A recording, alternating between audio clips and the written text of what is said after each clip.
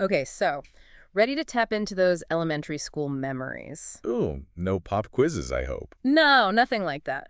We're going deeper into a different kind of school subject. Those years between, say, 6 and 11, when kids are growing, but it's not like super noticeable. Right, like those in-between years. Not toddlers anymore, but not quite teenagers yet. Exactly. And it's fascinating because some parents call this the smart age, but psychologists use a totally different term, the gang age. Which, honestly, both kind of make sense when you think about it. Totally. And today's deep dive is all about those years, specifically what's going on physically. Like we're talking those academic textbooks on child development, the Unit 1 PDF type stuff, but way more engaging. Much needed, I bet, because it's easy to think, okay, they're done with those crazy toddler growth spurts. Things must be calmer now. But that's not really the whole picture. Seriously. Our sources say the growth is still there, obviously, just steadier. Yeah, instead of like doubling in size like they do in those first few years, it's more of a slow and steady increase, around 2 to 2.5 inches taller each year, and gaining on average 3 to 6 pounds. That's still a lot over 6 years. My niece, it seemed like she needed a whole new wardrobe every time I saw her. Oh, absolutely. In nutrition, this is where it's super important. You know that saying, you are what you eat. So true. It's especially true during these years because what they eat, it's like the fuel for all that growth. Got it. So less sugary cereal, more of the good stuff. Exactly. And even beyond what they're eating, there are other factors that come into play, like socioeconomic status. Really? How does that factor in? Well, studies show that kids from lower socioeconomic backgrounds sometimes grow at a slower rate than kids from more well-off families. It often comes down to things like access to healthy foods, even just safe places to play. Wow, it's really eye-opening to consider those disparities.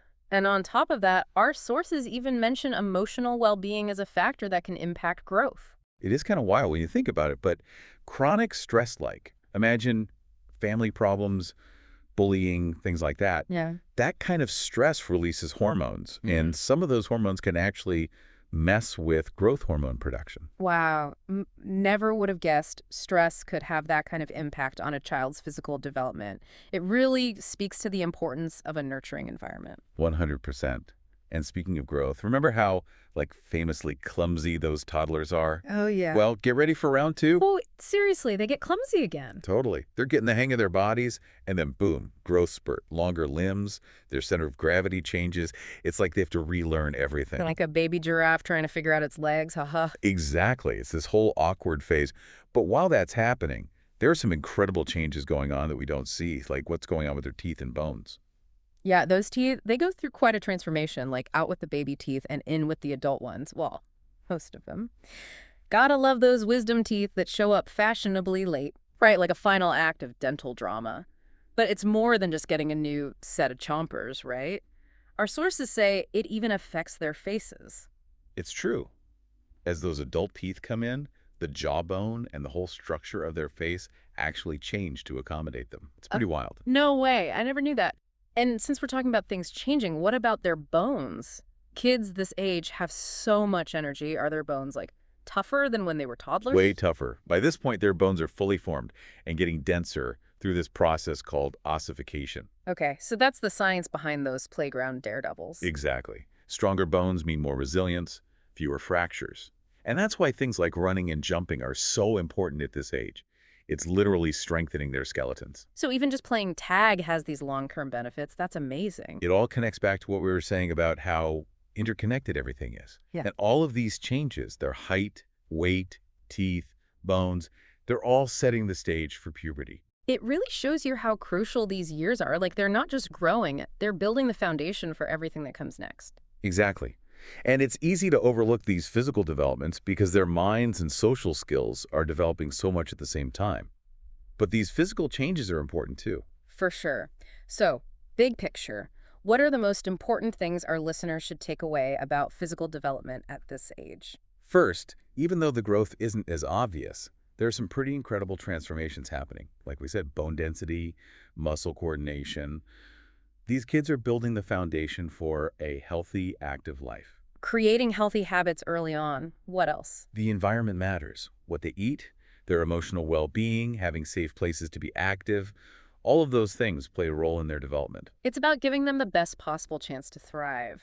Any final thoughts? It really shows how connected a child's physical health is to everything else going on in their lives. Exactly. And we've covered so much ground. Their growth, their teeth, those clumsy phases, their bones getting stronger. It's a lot.